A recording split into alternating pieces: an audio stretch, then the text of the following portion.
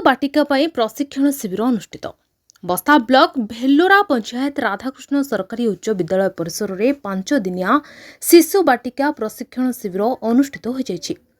उक्त शिविर में भेल्लोरा, पाउंसकुली, बेली, चक्रड़ा, बरुणगड़िया और बसंतपुर शिक्षा क्लस्टर 72 जन दक्ष शिक्षक और शिक्षयित्री तालीम ग्रहण करथिले।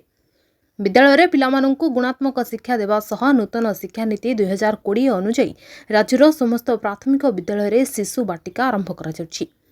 एथिरे 5 वर्षरू अधिक बयसर पिलामानंकु एक उत्तम संगठित एवं अनुभूतिमूलक शिक्षण परिवेश रे हस खेल नाच गीत सहित आनंदमय परिवेश भितर किभली शिक्षा प्रदान करा जाय परिबो एथिसहित आसंता एप्रिल 2 तारिख रे प्रवेश उत्सव एवं खड़ीछुआ कार्यक्रम को सफल रूपायन कराजिबो, जहाद्वारा तृणमूल शिक्षार व्यवस्था रे परिवर्तन आसिबा सहित सुदृढ़ करा जाय परिबो एवं प्रशिक्षण शिविरर मुख्य उद्देश्य।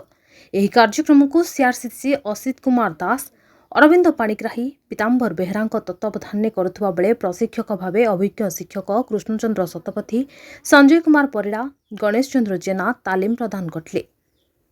बस्तारू रंजन कुमार साहू को रिपोर्ट, द न्यूज टुडे।